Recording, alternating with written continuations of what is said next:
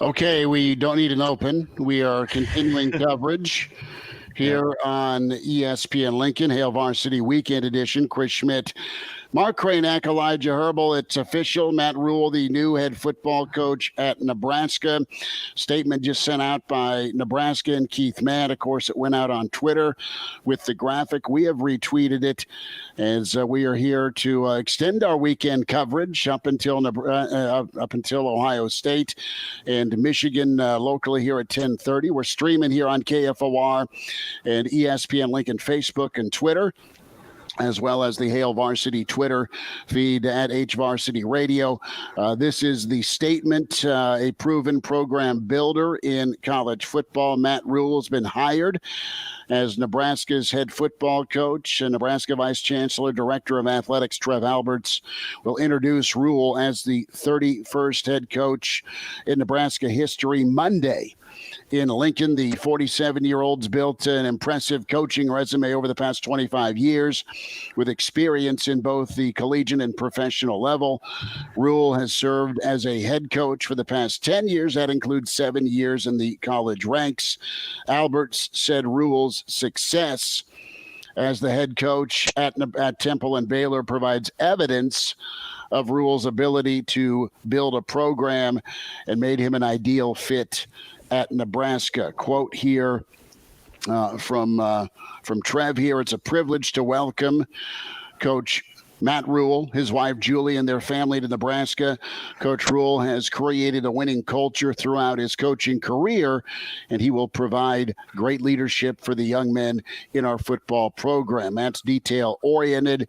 His teams are disciplined and play a Matt also has the personality and relationship building skills to build a great staff and excel in recruiting. Rhule quoted here, it's a tremendous honor to be chosen to lead Nebraska.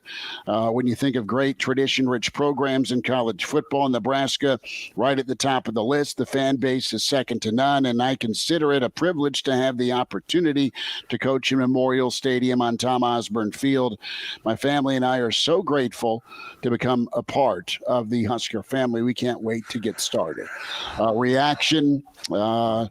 This is within all the parameters of what Trev laid out on September 11th with where Nebraska needed to go, the direction Nebraska needs to take.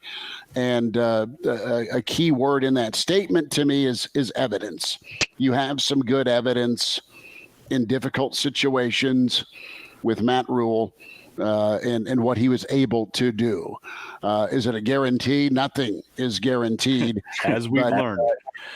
As we've learned, but you do know this is one option, and there's an option that there was a lot of research put into here by Trev, and the worst kept secret the last 24 hours has been agreed to. All the I's dotted, T's crossed, fellas, and Nebraska was able to get their man, and it's Matt Rhule. And we'll take your emails and comments as well as Hail Varsity Weekend continues. Matt Rhule reaction, and we'll work on getting some of his comments too before we get you to Ohio State and Michigan at 10:30. So, guys, hey, Nebraska's moving a different direction. We don't know what's next staff-wise, but this is something I think you can absolutely be excited about if you're a Nebraska football fan because of Matt Rhule's track record. Past performance is a good predictor of future success, and you're just 24 hours removed from Mickey Joseph helping drag this football team to the finish line in a feel-good win. Now you have another feel-good moment this weekend with Nebraska naming their man. Yeah, and if you're just joining us, it is official, and Trev Alberts has emailed all of whatever their mailing list is. They've sent out the press release information. It's official. Matt Rhule, the next head coach at the University of Nebraska. You know, and talking about this over the past several weeks, and when you looked at what Nebraska could reasonably expect, like what was their ceiling? What type of coach, what type of resume could you reasonably expect with Nebraska now on kind of the tail? Hopefully this is the end of the wandering years. Right? I mean, Nebraska's tried a lot of different things. Mm-hmm. They've tried a lot of different styles of offenses, a lot of styles of defenses.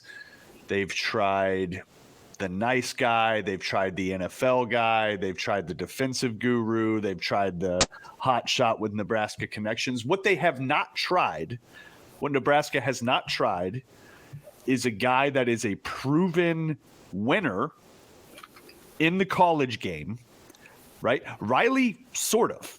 He was a 500 coach, right? Let's be honest. So he was not a proven winner.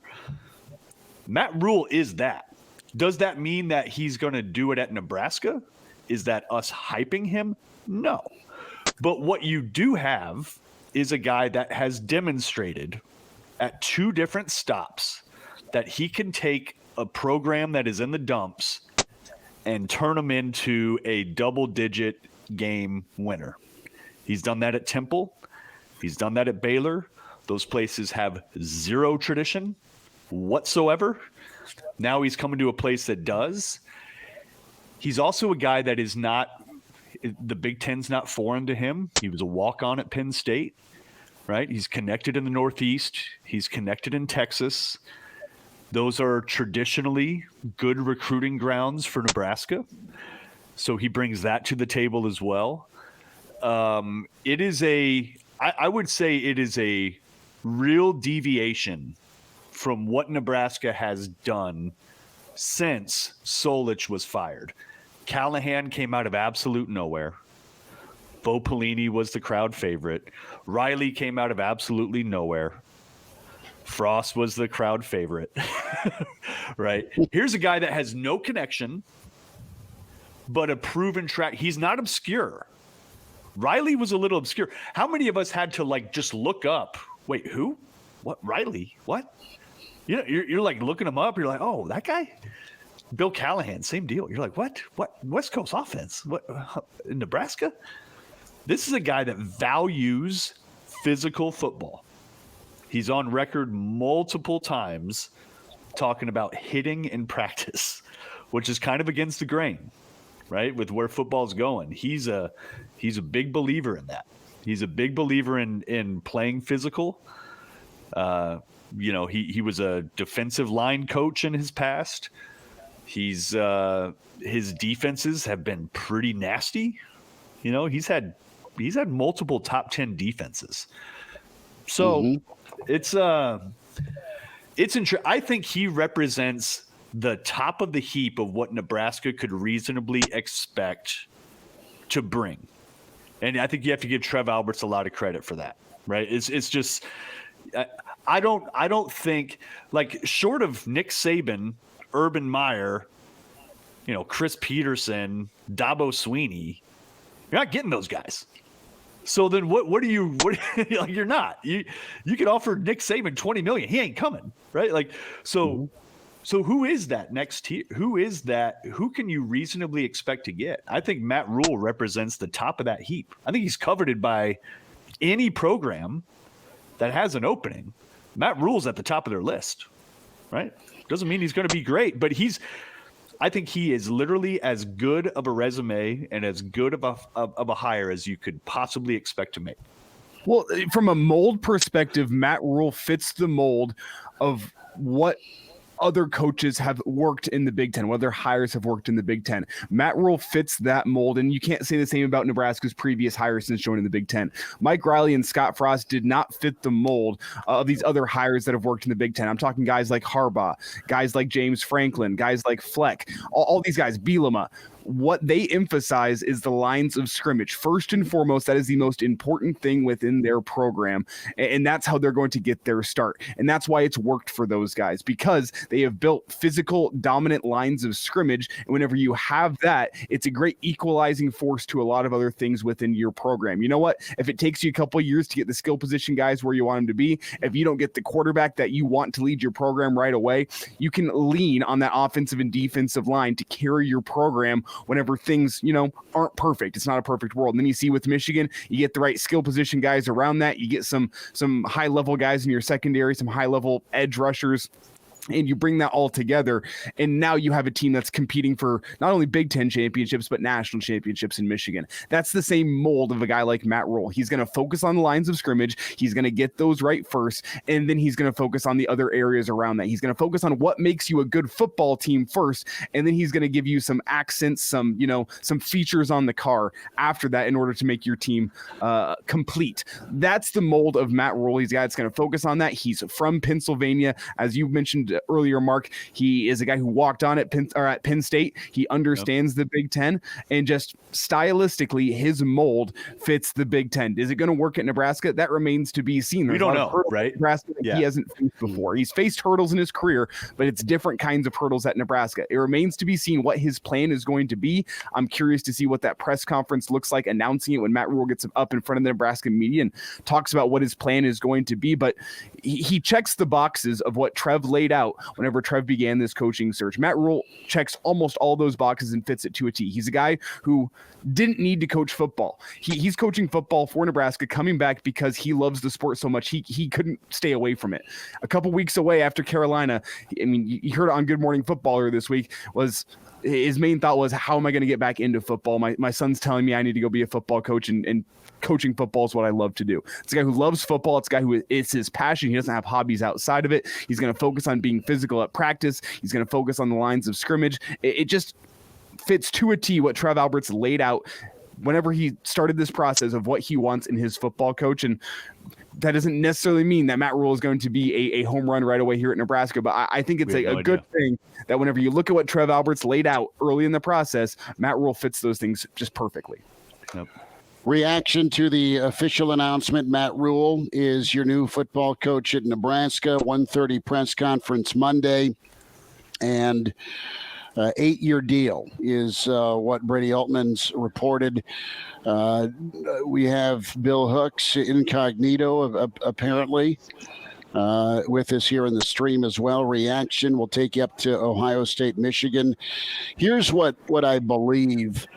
And Mark and Elijah, you laid out some really good points. You don't know if it's going to work, but Trev Alberts is about the process. Trev Alberts is about starting with a large idea and pool and list, and then narrowing down. When we talk about the work that went in, is this a guy that was in the back of Trev's mind for a while? He'll explain all of that 1:30 on Monday. But Nebraska has a guy that's been a proven winner, that's done it in some unfamiliar spots outside of his Northeast comfort zone.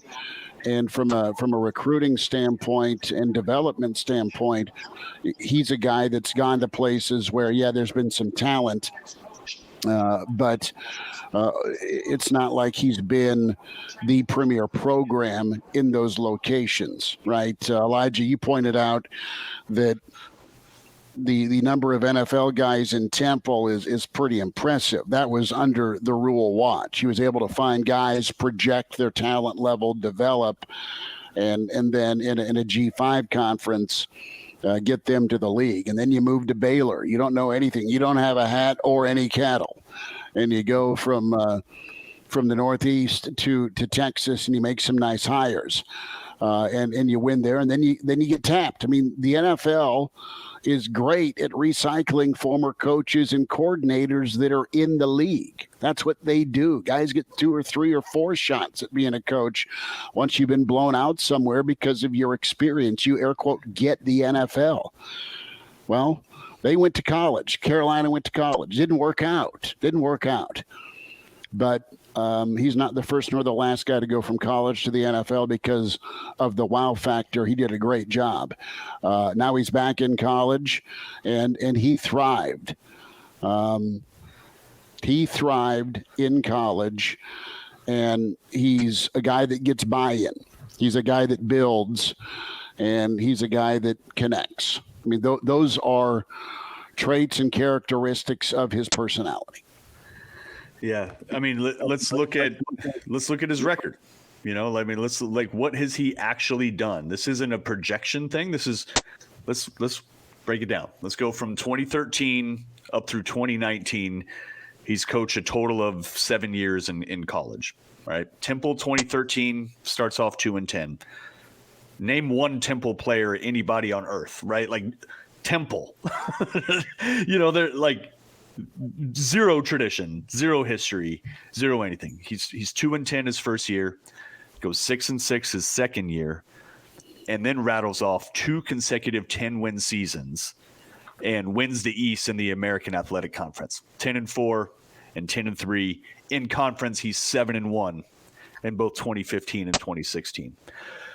That leads him to Baylor, where he takes on a program that had all kinds of issues. We're down to 45 scholarship players. He starts off with them 1-11, right? Because they were essentially on probation, right? You know, their whole thing was blown up. Goes 1-11 in 2017.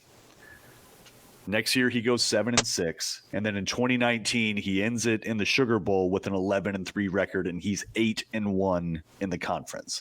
So the history, that's 7 years at 2 different programs, 2 different conferences, 2 different areas of the country, where at the tail end of his stay, the dude's damn near undefeated in conference, right? 7-1, 7-1, 8-1.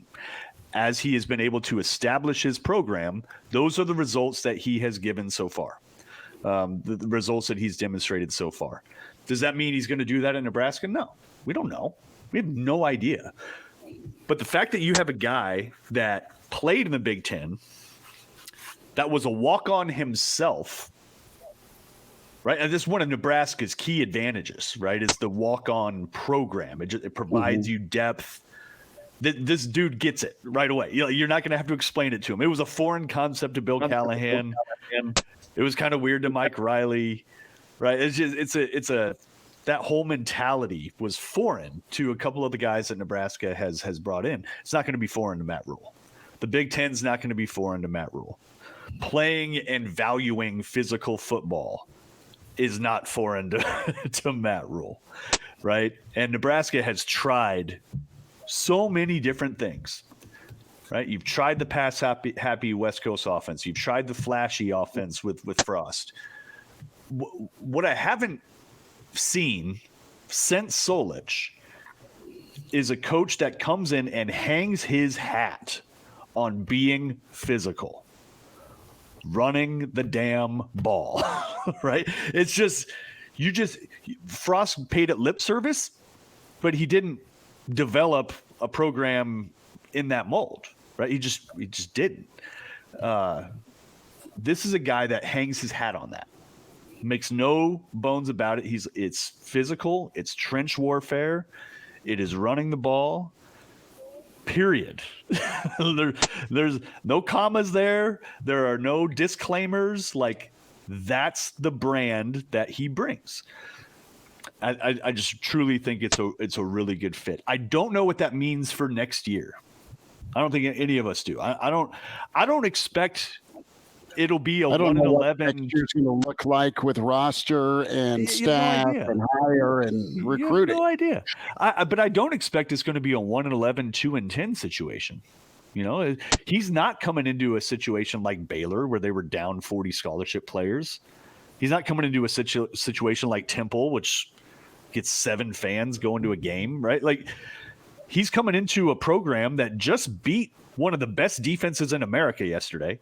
Let's be honest. I mean, Iowa is an elite defense. Nebraska just beat them yesterday, right? Nebraska, for all of its warts, God, look at all the one-score losses. It's not like Nebraska is getting blown out of the water and is infected with some sort of, you know, it's not like an unredeemable roster, right? Like, Nebraska's far from elite, but they are not a total dumpster fire either, like Temple was, like Baylor was.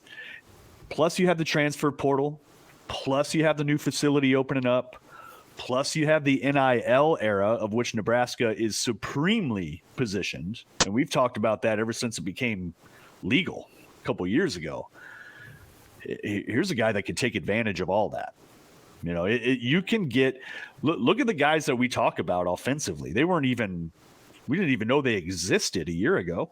We didn't even know about Casey Thompson and Trey Palmer and Anthony Grant. Like those guys weren't even considering them. But that's how quickly you can turn things. And truthfully, I expect him to be aggressive. I think with Nebraska's new facilities and with their NIL arrangements, I think Nebraska can expect to get their fair share. This is a guy that's going to get some notoriety. It's going to be the talk of the town today during even Michigan, Ohio State. You know, it's going to get mentioned during that game. That's going to be the most watched game of the year. He's got a chance to really take advantage of this and change Nebraska's fortunes, and I think do so pretty early. I don't think you're going to look at a 1-11, 2-10 type year next year. And I just want to say something that's out there on Twitter right now, and this is just from sources. This is not from Matt Rhule or anyone in his camp, but sources are saying as of right now that Auburn did target Matt Rhule in their process for their search for head coach, but Matt Rhule favored Nebraska over Auburn, and now Auburn has become resigned to Hugh Freeze becoming their next head coach. So let's not act like Matt Rhule is some redheaded stepchild that Nebraska is now stuck with because they couldn't get anybody. Matt Rhule, if you take away what happened in Carolina, which I'm taking away what happened in Carolina because the NFL is a completely different game to college. And I think he probably learned some things about the head coaching profession, learned some things about himself, but I don't think that has all that much relevancy to what he has to do here at Nebraska. So I'm going to take that back just a step. Matt Rhule, I think if you just base his success in college and base your opinion on that, I think Matt Rhule is a great hire. Home run? No, probably not. But in terms of home run hires, Nebraska was not going to be making one because I'm talking the era of Lincoln Riley to USC and Brian Kelly to LSU. Those are both home run slam dunk hires. Yeah. Nebraska was not necessarily in play for that this year based on where they're at right now. But in terms of the available candidates that are out there, I think Nebraska got one of the best in the coaching cycle right now. And there's going to be other teams that are going, damn, I wish we could have had Matt Rhule. So I'm a little bit confused by some of the negativity surrounding Matt Rhule. Are there issues when you look back at his past, particularly the record against top 25? Sure, but I think when you look at them in context and realize he never quite finished a rebuild, that's a much more pressing issue in my mind with Matt Rhule. He hasn't finished a rebuild both at Temple and at Baylor. He got the framework up, he got the drywall up, he set up future coaches for success, but he did not actually finish the rebuild in either of those places. After 3 years, I mean, you're not even seeing your first recruiting class graduate. That's not finishing a rebuild, and that's where I think you can talk about some of the issues. But in terms of record against top 25, I think that's where the issue lies, that he has not finished a rebuild. And that's the one thing I keep on coming back to with this Rhule hire is longevity. But at this point, Nebraska doesn't need a coach with longevity. Nebraska needs a rebuilder. And whenever you look around the available coaches this cycle, Matt Rhule was the most proven program builder of any of them. I think this right now, I mean, maybe it remains to be seen, but I think this is a fantastic hire for where Nebraska is at right now. I think you can be really excited, and there's the cool on Rhule narrative is out there. I mean, there's a lot of Nebraska fans right now. We're watching on StreamYard. Hopefully you're enjoying on KFOR and ESPN Lincoln's Facebook, Hail Varsity Radio, Twitter. We're reacting to the official news. Matt Rhule hired by Nebraska. The statement coming down about 25 minutes ago. And we have reaction coverage here on Hail Varsity Weekend, ESPN Lincoln, Chris Schmidt, Mark Kraynak, Elijah Herbel. You can be skeptical. And to your point about seeing the finish line, so to speak, before he moved on, he found places, he went to places that were in awful shape. He left in 10 times better than how he found them, and he always went on to bigger and better challenges. I mean, he could have stayed in his recruiting class that you touched on, Elijah, that first or second recruiting class. They won the Big 12 last year. Baylor won the Big 12 last year. And now we love Aranda. We respect what he's done. Those were his guys. Okay. I mean, you want to talk about what inheritance did you leave? He did that. Now Baylor 6-6 this year. Not to take away from anything, but the point is a lot of those were guys that were part of a Rhule recruiting class at Baylor that won 11 ball games last year. So he has found places, went in, did the demolition, did the upkeep, the build, and then left the program way better than he found it. So he's a motivator, he's a connector, and I think he'll do work. I want you to find, if you have it, Elijah, the Paul Meyerberg USA Today clip, just as far as an example of what he was able to do and why he was able to have success in Texas. We'll have that for you. Another tweet here from Trev Alberts just a minute ago. Trev says, it's a great day to be a Husker. Join us, Husker Nation, in welcoming Matt and his wife, Julie, and their family to Nebraska. Coach Rhule has created a winning culture throughout his coaching career, and he will provide great leadership for the young men in our football program. So Trev got his hire. And fellas, Nebraska, too many times for whoever was in that athletic director chair, more times than not, was more about splash than fit. You hoped it would fit, and for whatever reason, past hires and rehires have just not gone Nebraska's way. Either the job was too big, there wasn't an understanding, they weren't from here, or you just faced football reality as you were kind of a decaying program because of all the transition. So the here and now is you've got a guy who's come in and built. What will he assess right now that's in that locker room and the guys that are in those coaches' offices? That's where I want to kind of look at and say is, what's the reality here for Mickey Joseph, Bill Bush, and some others on staff that know this place, and can it all work out? Because I think that's part of the hesitancy for some of the fan base right now that's not completely jacked about this hire. You've been burned in the past, first and foremost. The last four hires haven't gone great. Bo was a good hire and he won a lot, but the point is he wore out his welcome for some. If you're Nebraska here, can you get your cake and eat it too? All right, fine. Rhule's the hire. What about Mickey? I think there's some of that thought process going on with the fan base right now because of the energy Mickey put in. You want to see him taken care of. Right. And it seems like Mickey was hand-selected by Trev to come here and do exactly what he did, which was, this Frost thing's probably not going to work out. Mickey, why don't you come here, bring some players, stabilize the situation. I would be surprised if Mickey is not kept. I think for the loyalty that he showed and the recruiting acumen that he brings, let alone the fact that, if you're Matt Rhule, do you want to be able to go out and say, yeah, our wide receivers coach recruited and developed Jamar Chase and Justin Jefferson?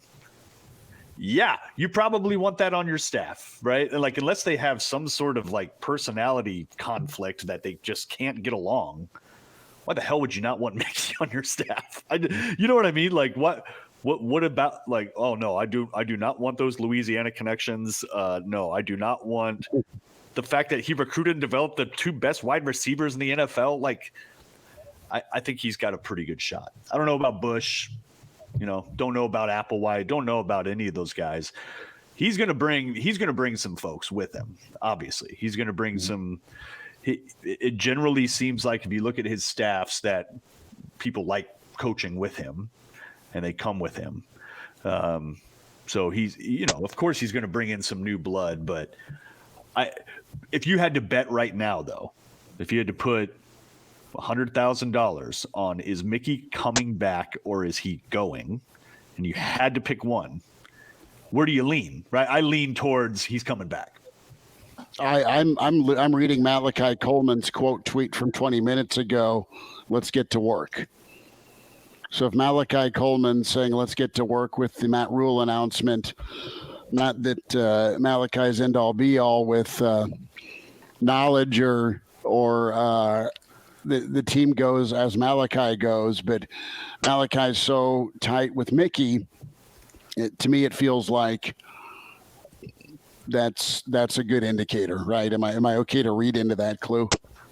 Yeah, probably, right. Well, we also have now on the flip side of things, Trey Palmer announcing that he is declared for the NFL draft as of 2 minutes ago. So, oh my God, really? That's on the flip side, but that was also expected based on the season this year he was having. It's not like that's like, well, he was going to come back until Matt Rhule got announced and I was going to the draft. It just seems like, I shouldn't say a coincidental timing. I don't believe it to be coincidental timing, but I believe it is. He was going to be going anyway. So that is another thing to note.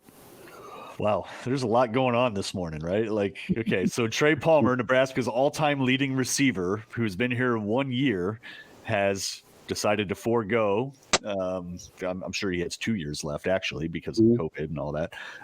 Decided to forego that. He's going to the NFL. So Nebraska's pretty much their only offensive threat this year is gone.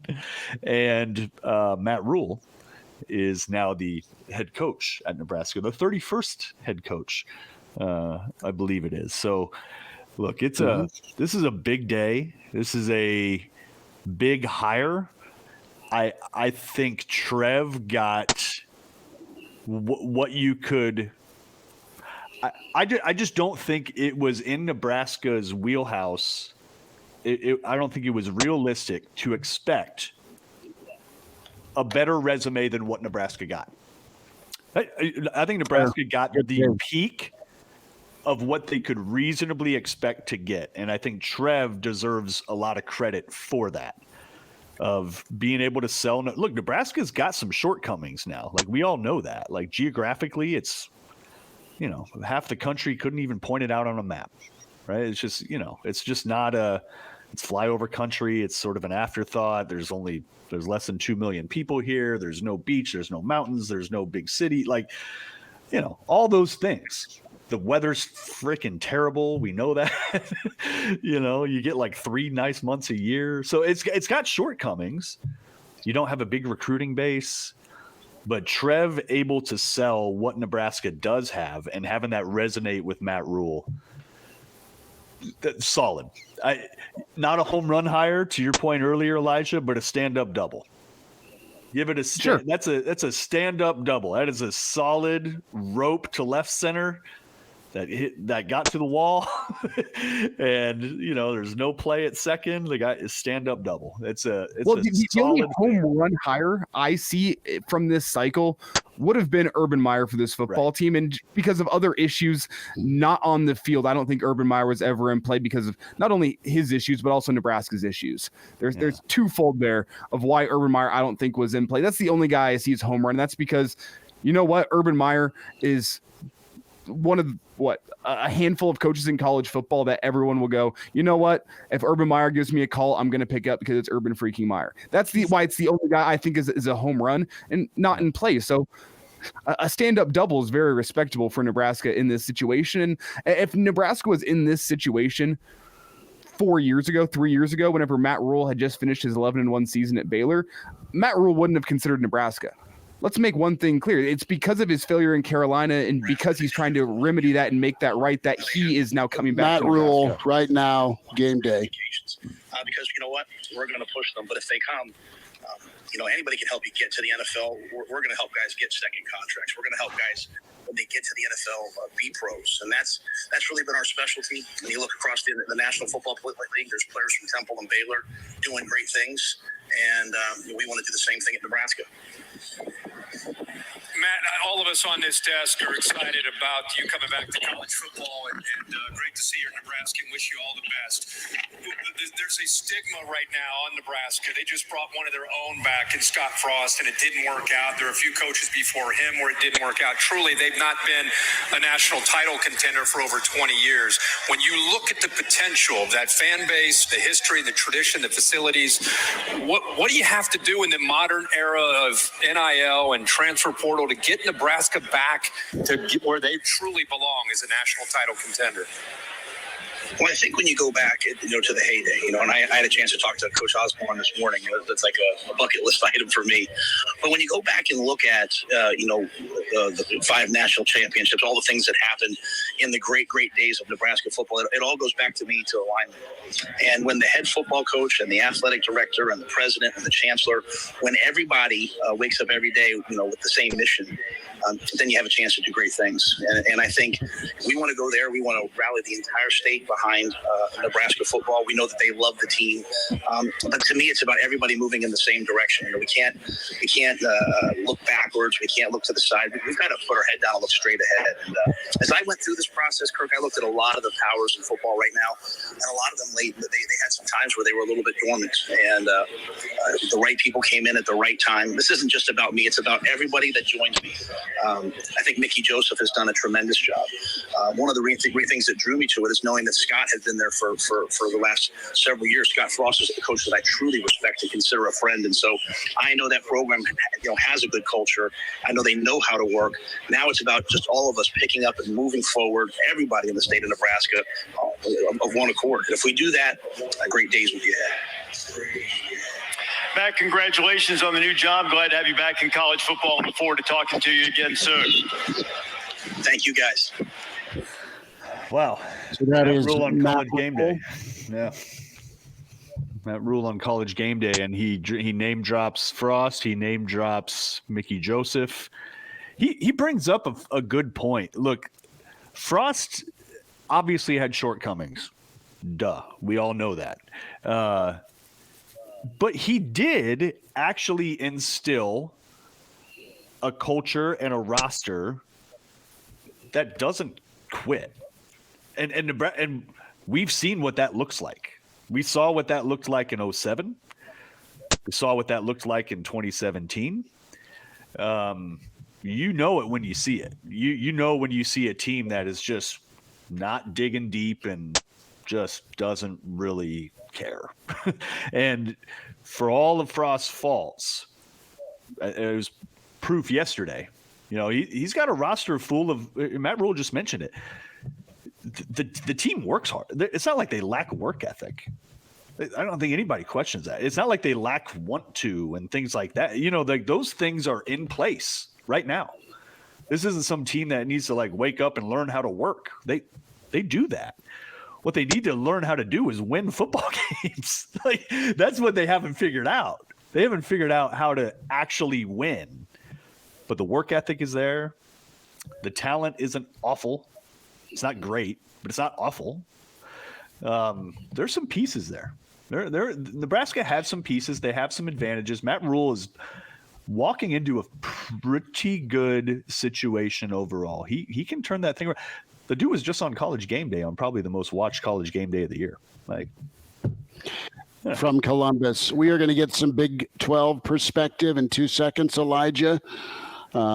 Just reaching out to me, a man who's covered Big 12 football for decades, Dean Blevins, reached out and in all caps said home freaking run. Hire for Nebraska. I'm staying with stand-up double, but yeah, well, that's Dean's words in the text message. Well, while I get him on the line, can we hear from Paul Meyerberg from a couple weeks ago? Yes, let's hear Paul Meyerberg, USA Today college football writer and analyst, and this is Paul's perspective. And Paul was the first national writer, as soon as the Carolina thing didn't work out, to absolutely, and Paul loves Nebraska, loves covering Nebraska, knows the history of Nebraska. So Paul's been on with us a lot over the years, just in reference to Nebraska.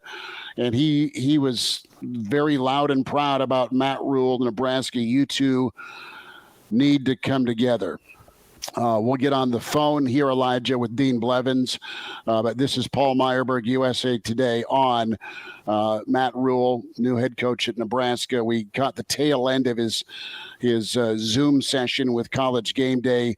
And if you want to be an NFL player, you come to Nebraska. That's the part we started with coverage. But here is Paul Meyerberg on Matt Rhule.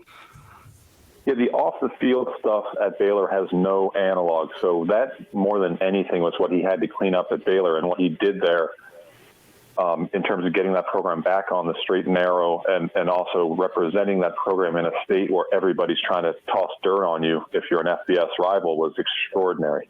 But just from the pure X's and O's and personnel, there are similarities in terms of what he needs to do to rebuild Nebraska's pipeline of the offensive line, to rebuild a sense of toughness and physicality that's been missing from the program for about a decade.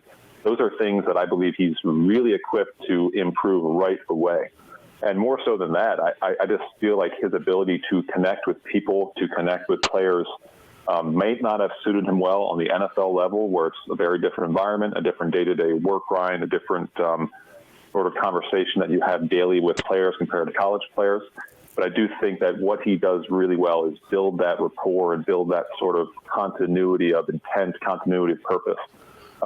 In Texas, for example, I can tell you 3 or 4 years later, if you polled 300 Texas high school coaches today and asked them who their favorite coach in football is, I promise you and I guarantee you the majority would say Matt Rhule. And that's 3 or 4 years down the road, 3 or 4 years, and see step foot in that state. That's the kind of relationship he built in that insular community to bring Baylor and put them back on the map. So he's very, very smart. He's very intelligent, and he's very well conditioned to embrace this rebuilding process. And you know, and all your listeners know from watching him on Saturdays or this past Friday, the intent is there, I think, for Nebraska with Mickey Joseph. I think they play hard, but they need someone, in my opinion, who can bring this thing to its fruition and to its final point. It's not just enough to play hard. You have to bring in all the pieces. Matt's shown an ability to do that at 2 different stops in 2 very adverse circumstances. And in comparison, I don't think Nebraska is in the same ballpark. Yeah. Paul Meyerberg on Matt Rhule. Matt That was Rhule a month or so ago, right? That was right after his dismissal in Carolina, about October 11th. Yep. Mark Kraynak, Chris Schmidt, Elijah Herbel, Weekend Edition, Hail Varsity Radio. We always do Saturday mornings, 7 to 9, extended coverage leading up to kickoff with Michigan, Ohio State. Dean Blevins with us, longtime Big 12 insider, former Sooner standout, News 9 Oklahoma City, and the Sports Animal, a legendary station in Oklahoma City. Dean, just another Saturday here in Lincoln. I'm kind of kidding. Thanks for a few minutes. I want to get your perspective, seeing the Matt Rhule era at Baylor and knowing the Big 12 like you do, your reaction to Matt Rhule to Nebraska. Well, Chris, if you or your listeners will remember, back when the firing of Scott Frost took place, we talked about it. And a little bit later, we talked about the fact that the fan base was some of them were really hoping that Urban Meyer would come in, and a few other names were mentioned. And I first just said, and I think it might have offended some people, I said I wouldn't hire Urban Meyer. I'd give up a football program before I would hire Urban Meyer. And without going too much into the reason there, not without going any more into that, I said that there are several people out there, but there's one guy who is an absolute perfect fit for Nebraska, and it's Matt Rhule. And I am so happy for Nebraska, for this incredible program with unbelievable fans who have been patient and desire a great program and a winning program as much as they do. I'm just elated that Matt Rhule is coming to become the head coach. And I have no doubt it's a different hire than a Bob Stoops, because Bob was an assistant. He was a coordinator and had never been a head coach. But the first thing I think of with all the coaches that I've worked with and been around over the years is that I would actually put him in a Bob Stoops impact hire. I think he's that good. I think he has the experience, the personal integrity, the believability, the football sense, the history, just everything you could ask for. I saw firsthand at Baylor with a program that should have gone 2-10, and he's sitting there turning the thing around in no time whatsoever. I'm just elated. I am so happy for you, and I have no doubt that Nebraska will be back, and it'll be back a hell of a lot sooner than Texas is back. I don't know if in Nebraska you guys realize the saying that Texas is back is quite as big as it is down in the Southwest. We mocked it quite a bit, actually. Okay, yeah. Nick Blevins this year on Hail Varsity Radio. Go ahead, Mark. Yeah, Dean, and it's interesting to hear your endorsement of this hire for a skeptical fan base that has been burned, right? Ever since Solich was fired, it's been kind of the wandering years for Nebraska. They've had a couple of, conference championship game appearances, but they haven't won a conference title in a long time. And Nebraska's essentially chewed up and spit out coaches every 4 to 5 years. For the skeptical fan base, that's just like, oh, here's the next one. Here's the next one. We're going to be doing this again in 4 to 5 years. Why do you think this one is so different than what Nebraska has done since, 2003? Well, he's won. He's won with class and dignity. He's won as a no-nonsense football coach and leader. He's a leader of men. He is a detail guy, and I'm seeing that more and more every day about how important being detailed is. In this era of an enormous amount of added responsibility to a head coach, specifically be on top of the NIL program, be a leader in the transfer portal, and all the stuff that goes along with it. But those two things just by themselves, in addition to his extraordinary coaching ability, he's a guy that will wrap his arms around that and will take advantage of it. That's one of the things I am so disappointed with my alma mater as I sit down here in wet and cold Lubbock getting ready to see if the Sooners can avoid finishing 6-6. That's one of the things that I am so disappointed in with Oklahoma, with its NIL status right now, and apparently the approach that's being taken with transfers. That's another issue, but it's just a point to make to say that some coaches come in without the priorities of things like that. You two guys know that. People listening out there know how important just NIL and the portal is. Yeah. He will be a king of that, not in addition to everything that he can do on the field. If there are skeptics out there about this hire, those people are really, really negative, and they ought to go follow something else. They ought to get into civil engineering or psychology or something else. Just don't follow Nebraska football if you want to be skeptical about the hire of Matt Rhule. Dean Blevins with us on the Hail Varsity Radio Weekend. Bill Dolman is joining us here on the stream as well. Bill, going to welcome you in. Elijah Herbel also. Bill, you're on with Dean. You guys have worked together over the years. So I'll let you make. Bill's can wave at you, Dean, and I know you're in Lubbock.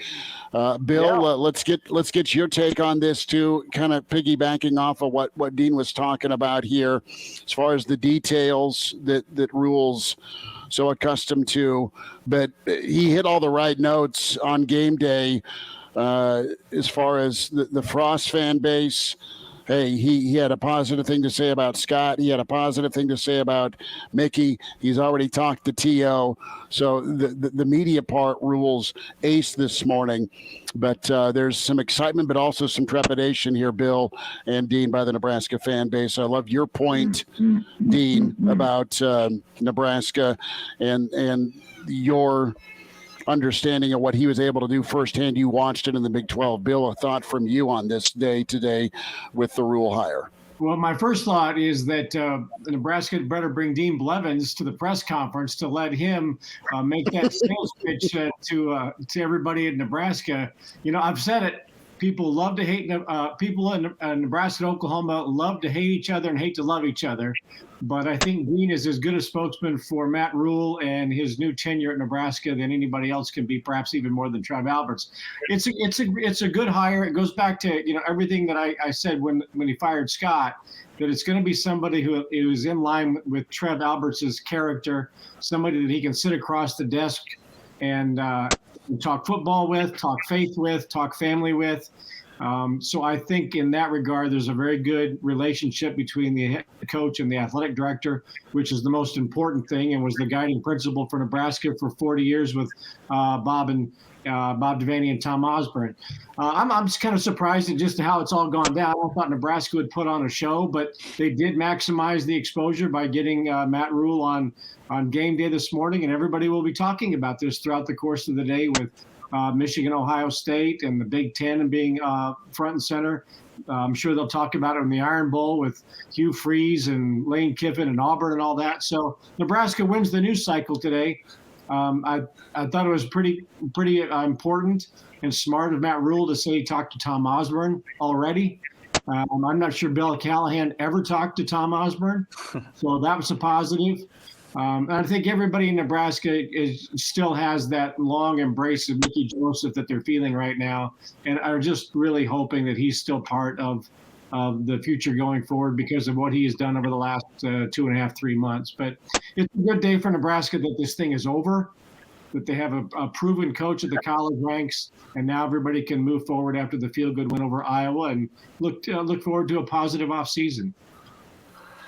You know, and Dean Blevins is with us on the phone right now from Oklahoma. Dean, from afar, because you know we're very close to it, right? Everybody that's on these airwaves right now eats, drinks, sleeps Husker football, right? And know all the warts and everything. But from afar, but somebody who has obviously followed Nebraska and understands Nebraska, what do you see as maybe what has been holding Nebraska back and why Nebraska hasn't been able to be nationally relevant, and how does Matt Rhule potentially change those fortunes from where you sit?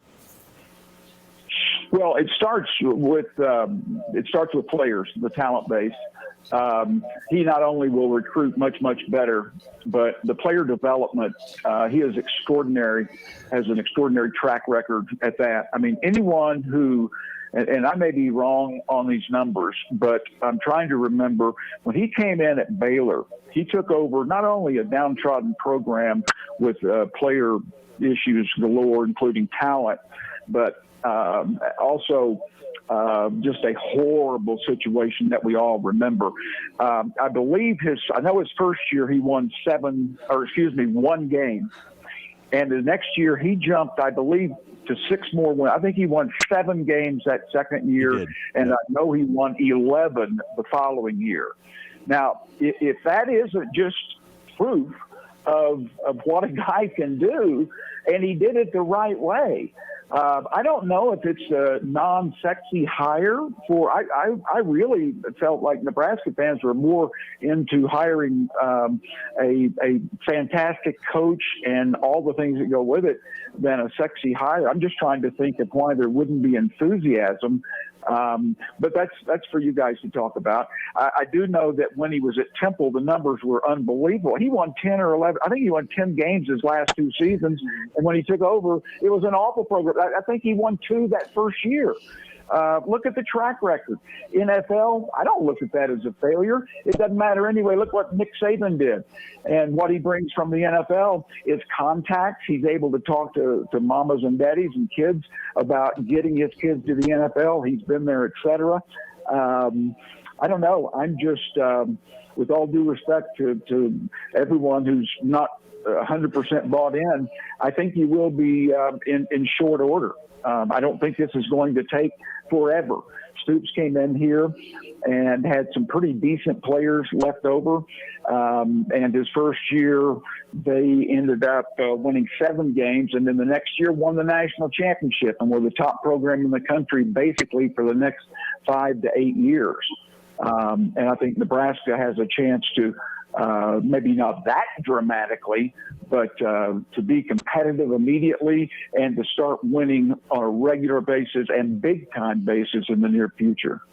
Dean Blevins with us here on a reaction show as Nebraska hires Matt Rhule as their next head coach. And Dean reports out this morning that Auburn was also interested in Matt Rhule, but Nebraska got in there first, and Matt Rhule ended up picking Nebraska over Auburn, had more interest in the Huskers job. And I want to get your reaction to that, as you're somebody who's a little bit separated from Nebraska. And Auburn, I mean, from a Nebraska fan's point of view, I think over the past 5 years, a lot of people see Auburn as maybe being the better job, but apparently Matt Rhule did not think that.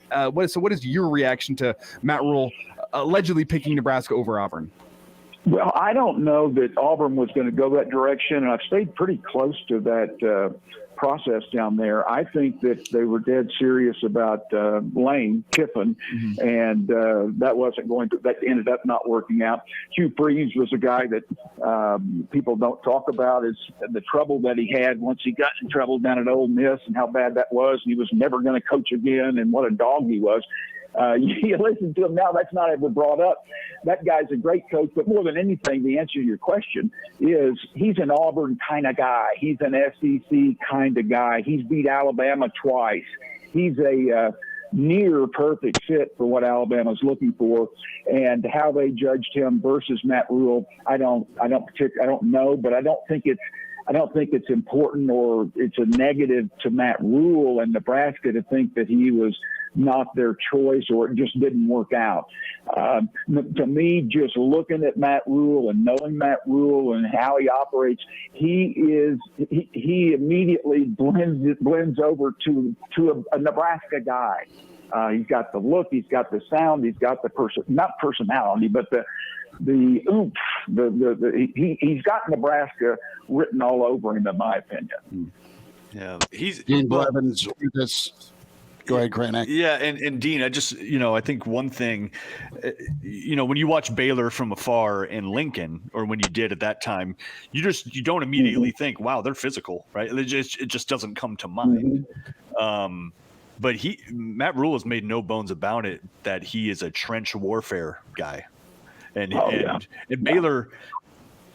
Take your kind of, I guess, your general perception of Baylor away, everybody, and they were really physical under him, weren't they? Like Nebraska can expect at least that you will have a physical brand of football because that's what he emphasizes.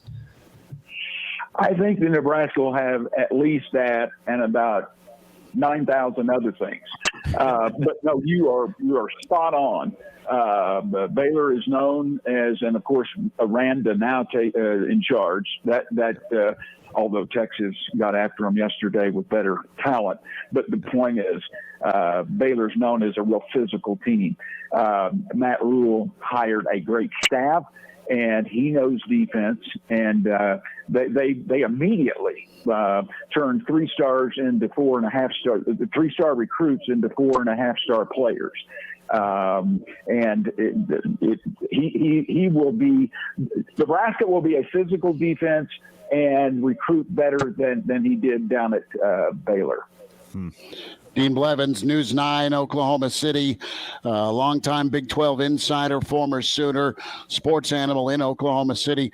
Dean, we'll let you get back to your Saturday. Thank you so much for not only your reaction, but joining us this morning to give us some Big 12 perspective and some insight on Matt Rhule. We really appreciate you.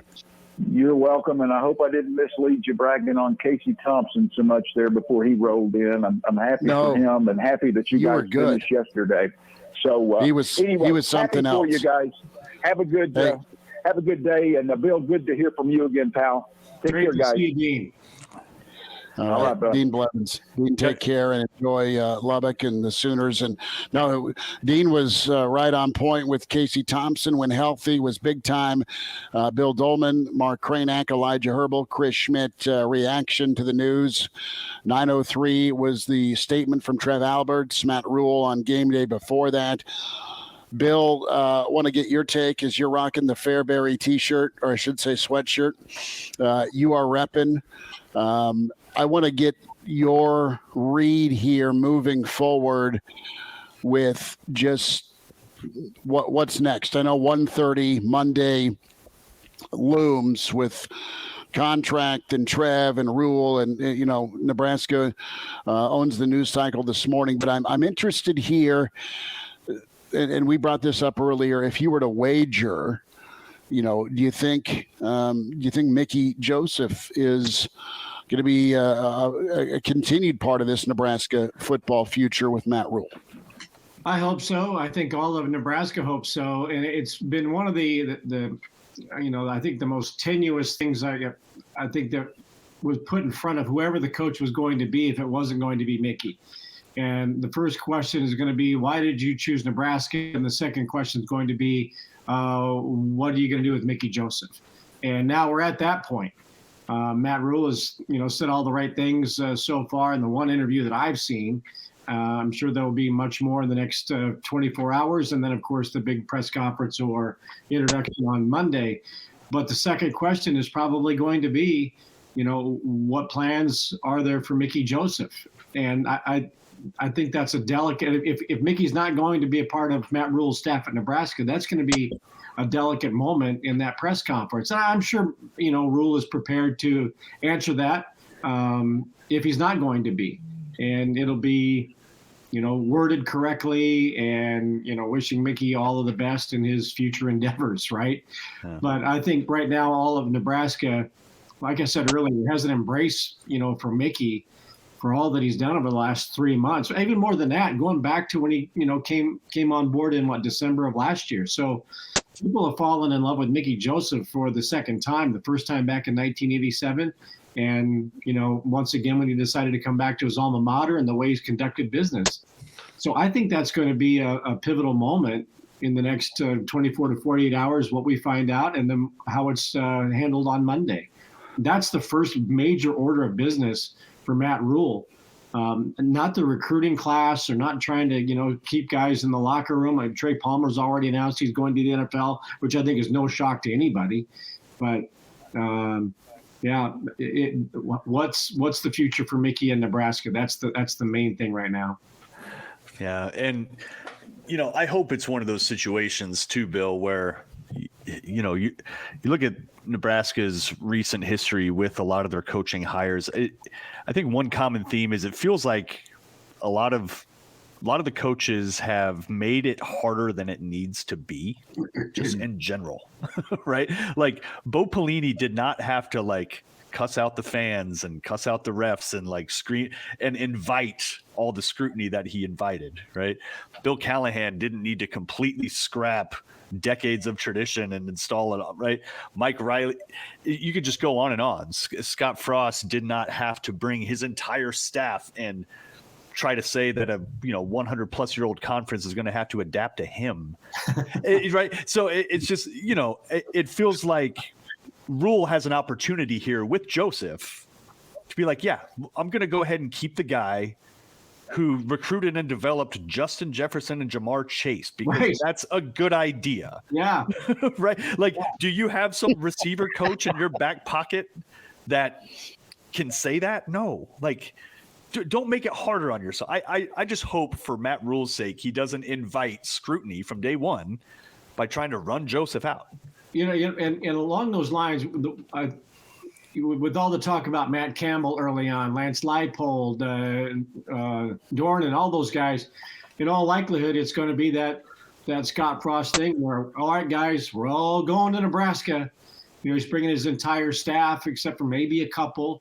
With Matt Rhule, the staff that he had at Carolina has probably been, disassembled, and they have scattered to other jobs that they might be committed to. So I'm sure he has plenty of contacts from which to draw all of the people that he wants to bring to Nebraska. And if he doesn't know Mickey that well, or just knows him by reputation, if Matt Rhule has this great recruiting base in the state of Texas, I think we all have come to an understanding that Mickey pretty much can get into any house in the southeastern part of the United States. That's pretty good, So if you don't have a ready-made staff to bring, I would hope that that first meeting tomorrow is Rhule and Mickey going, all right, what can we do together? And I think they could do great things. Bill Dolman's with us, Mark Kraynak, Elijah Herbel, Varsity Weekend Edition, and reaction to the Matt Rhule hiring. What, in your opinion, let's talk about this checklist of fixes for Nebraska football, okay?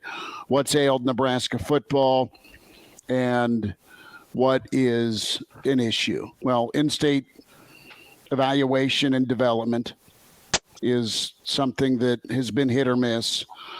On paper, recruiting's been really well done. You know, you're a top 20 to top 25 recruiting class. But it's you've not had retention, right? I mean, Mickey, how many press conferences has Mickey talked about, man, that's an old team, or man, you got to keep kids in the program? I mean, so let's hit some key points. I mean, Matt Rhule needs to do X, Y, and Z to make Nebraska successful again.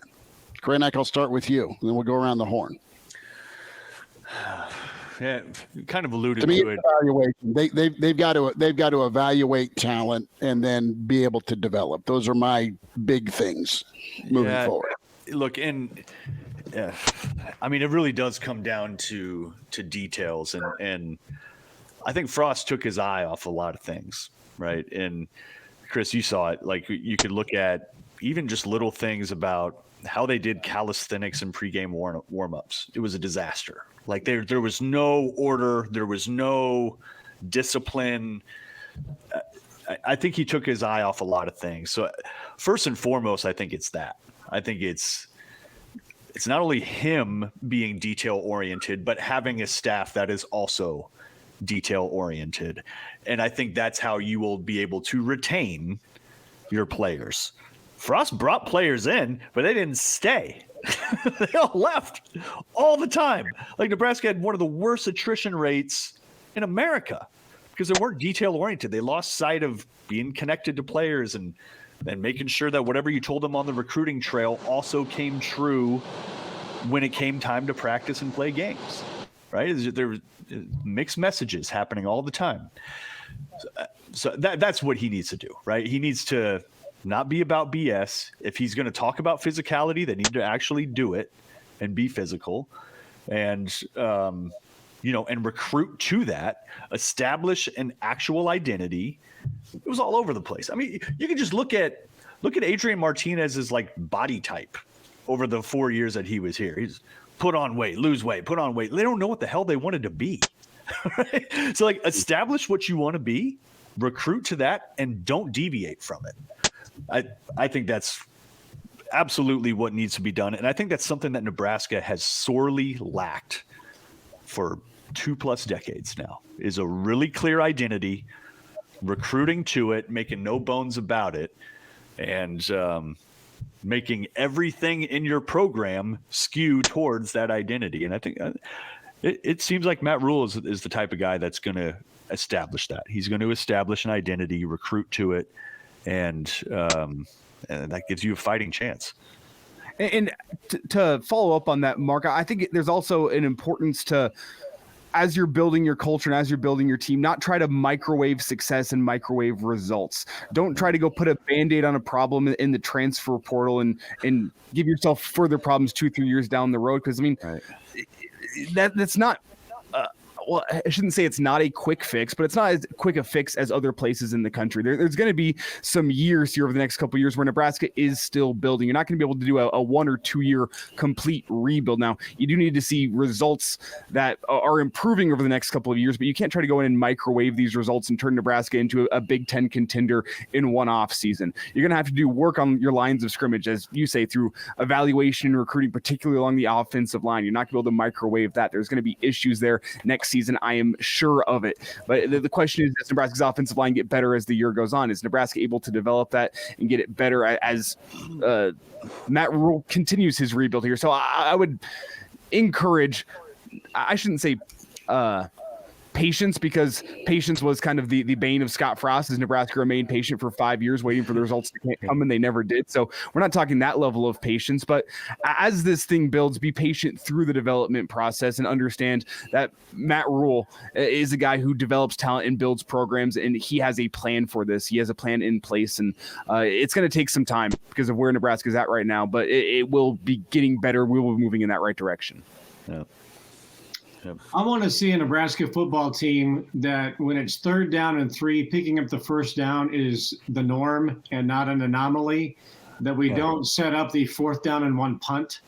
The goal line situation at Minnesota is going to stand in my mind forever, and I just cannot get it out. I just think that was kind of a microcosm of the Scott Frost developmental era. We could not score from the 5-yard line on 1st and goal at Minnesota last year. That was atrocious. The lack of attention to detail on special teams, when you've got the Illinois punter running around 48 yards to pick up a first down, a safety on a punt return, the wayward punt against Minnesota or against Michigan State, those things on special teams. And then you've got, how many times do you see this Nebraska team this year and the last couple of years, yards after contact when on a simple dive play? The opponent runs a trap or a dive or something, and they end up pushing for 6-7 yards after contact. That can't happen anymore. You've got, if Matt Rhule is going to develop this program in the trenches, you got to win those battles on the line of scrimmage. Now, I know we don't want to go back to the 90s. Okay, fine. But there was something special about those teams that just didn't get pushed around. That doesn't have to do anything with the successes of the 90s. That just has something to do with being as tough or tougher and bigger and better than your opponent. Those are timeless principles of football, right? Move Right. the ball down the field and stop your opponent from doing the same. And if Rhule is the guy to coach this team and develop the trenches, then great. Now also, people are saying, well, look, we got to blow the whole thing up, and if some guys leave, that's fine. But there has to be some semblance of continuity. This program this year had 151 players on the roster, and 110 of them were in their first, second, or third redshirt freshman, or sophomore seasons. So there has to be some talent in there that can be developed into those just tough, rugged football players or skill position players that can make some big plays for you. It doesn't have to be that mass exodus, because then there's no continuity, there's no chemistry, there's no trust built. So there's going to be players who are going to leave. They were going to leave anyway. But I think Rhule has to come in and sell those guys. Look, you're here. We're going to develop you, and we're going to make you better football players. And, we're going to stick with you. You stick with us. And let 40 guys go who are probably going to leave anyway. 31 players walked on senior day. Only 12 of them are seniors. And some of them could come back. Some of them may go. But there's got to be continuity, and there has to be a much more physical football team in the trenches. Reacting to the Matt Rhule hire, Nebraska owning the news cycle this morning. Matt Rhule on game day. We'll have a little bit more of that, some snippets from it in a moment. Chris Schmidt, Mark Kraynak, Pride of Fairbury, Bill Dolman, of course, Elijah Herbel. We're doing a little overtime here. Do we have Motzi? Motzi, are you with us? We've been kind of going around the horn here. A thought from you on the Rhule hire, and when it comes to fixing Nebraska football, what's first on that list if you're Matt Rhule? You're muted. Oh, he's not muted is the thing. It's interesting. We might have to do some mic settings checks with Motzi here. Yeah. Well, we'll get back to him. Yep. Can we run the Rhule audio here? I have it ready whenever you are. Yeah, let's hear that here. But this was Matt Rhule about an hour, make that about 40 minutes ago on game day. We played about half of it live for you back when he was on, but this is the first part of that. Matt Rhule on accepting the Nebraska job. What made you decide to go ahead and take the Nebraska job now? Well, I think it was really two things. The further you go away from it, the more you miss the players, the more you miss the locker room and coaching. And then, this is Nebraska. This is a team that I grew up not just watching. I mean, this is a team that I grew up revering. And so, Trev Alberts, Admiral Ted Carter, they ran an unbelievable search. And I could see right away that the leadership is right. There's tremendous alignment. It's got the greatest fan base in football. storied history, a storied tradition. And at the end of the day, I just felt like, you know what, it fits me. I'm a guy that likes to go places and develop players. You know, that's my passion in life, is to watch players grow on and off the field. And no one in history has done that better than the Nebraska Cornhuskers. And so it just seemed like the right fit, and I'm excited to get there. So he missed football. He wants to develop players and missed that locker room. Bill and Kraynak and Elijah and Motzi's going Blair Witch on us here. This guy couldn't stay away. He tried to go to Ireland for a little bit. Great. Only so much Guinness. We tried. We all tried. And then you're back at it. And then you're trying to maybe think about doing the media thing. You're on Good Morning Football. You're doing the NFL Network circuit. Do I just jump into TV? Do I sit out a year? Well, I missed the game. And voila, he winds up back in Lincoln or back in college football in Lincoln. A few jobs open, a few more will open in this coaching cycle. But, I mean, just nationally, Bill, this hire praised by a lot of folks who see a lot of college football. I mean, Matt Rhule's clearly got friends in the national media, but he's earned that respect because of what he's done and where he's done. He can do all the TV he wants, you know. If he wanted to take off the year and be on television and scratch that itch, he's good enough on TV that they will continue to put him on wherever he wants to go. Lane Kiffin hasn't exactly been shy, you know, even though he's the head coach at Ole Miss, you know. So Matt Rhule knows how to market Matt Rhule, which is kind of what you have to do in this day and age. You know, he was a name that was brought up really before he got fired at Carolina. You know, I think people were talking about that was going to happen, and it did happen. And then what would happen with Nebraska? I'm a little surprised, and we've talked about this, you know, privately, and I think on the air. I'm a little surprised at how public he has been over the last few weeks in terms of where he was going to go, what he was going to do. Is that his agent putting his name out there so much? Given the way Trev went about the search in such a deliberate and secretive and disciplined, I think that's the best way to describe the search by Trev. It has just been really, really disciplined. That Rhule was out there so much and linked to so many other jobs. I was kind of surprised that, you know, things weren't a little more quiet on both fronts until today. But whenever Trev's, you know, decided to go after him, it may have been several months or weeks ago. It may have been in the last week, but he got his man.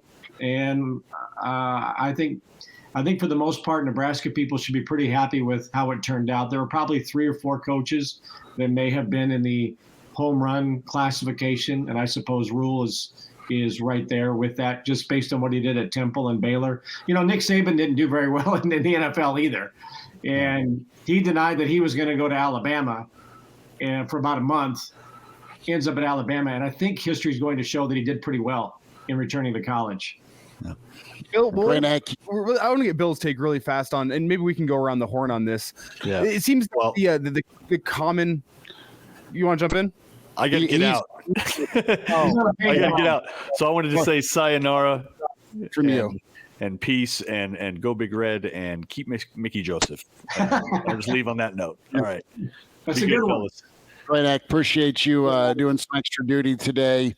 Let's see if do we have Motzi, or has he finally said, all right, let's try. Well, I want to get Bill's take really fast sure. on just pitfalls. Because he talked about the NFL, and I'm with you that I don't think that's all that relevant to the job here at Nebraska. The NFL and college are so different. But the thing you keep on hearing regarding Rhule whenever people are talking about why they're dubious is his record against top 25 competition, his record in big games. He struggled at Baylor, at Temple, below 500 against top 25 still, but he did get a couple wins there. What is your take on Matt Rhule and his history coaching in the big game and not being able to get it done? Well, you know, those are moments in time. I don't know if you can equate losing to Oklahoma and Texas or whoever, some of the top, Oklahoma State, the top teams that he played against. I think that the 2 wins he has are against East Carolina and Navy. So you're not playing a lot of top 25 opponents when you were in the AAC or whatever it was back then. And those are just good moments in time. That's the only thing I can go back to. They're not going to be playing the same Oklahoma teams that he lost to, or Texas teams, or whomever. And Baylor's different than Nebraska, and Nebraska is different than Temple. And going forward, college football is going to be a lot different in about 2 years, to where everybody, the national champion in a couple of years is going to probably have 2 or 3 losses. Just like in the NFL, that's the way the game is going. So you're gonna lose. Tom Osborne, I don't want to talk bad about T.O., lost to Iowa State once. It happens. And lost to Oklahoma a bunch of times and then turned things around. Matt Rhule is going to have every resource he needs to win football games. And if he's got the right staff and the right players, you're not going to win every game against a ranked opponent, but you're probably going to, maybe do better than most. That's why you just can't you can't gauge that on the past. It's not permanent ink, right? It's not permanent ink because you're 0 against ranked teams. Is it an indicator of where you're at and where you need to go? Sure. But the NFL called him. They weren't worried about his ranked record, and now he has a chance to get this thing flipped. Jeff Moats is with us. Let's finally get to Moatsy. Moatsy, where are you at? Are you going to get us a 6-pack here for Ohio State in Michigan? Yeah. Can you guys hear me? You got it. Can you hear me? Dolman wants Guinness, right? Tire guy. Yep. And I'll do some Coors Light since we're getting into game time here in a bit. Your thought on Matt Rhule? Again, so Dolman Guinness. That's the most important thing. Yeah, it is. Your thought on Matt Rhule?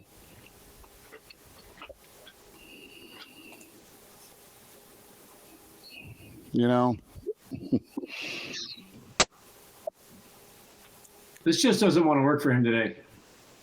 No, maybe I'll just, yeah. Some connection issues with Moatsy, so. Mm-hmm. So we. I think this is just a good day for Nebraska. Look, everything went reasonably well yesterday. I mean, we had some twists and turns before we got to the very good ending. Mickey was wonderful in his post-game press conference. And then you come out today, and Nebraska, as I hope that they would do, get this thing over with and win the news cycle on Saturday. And again, you don't want to win the press conference, but you want to have people talking about your hire.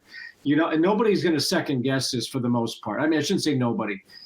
90% of the people in college football or better are going to praise Nebraska's hire. And based on what they did yesterday, what Mickey said, and what the job that Mickey did, and then to have people, feel really respectful about Matt Rhule and the prospects for the future.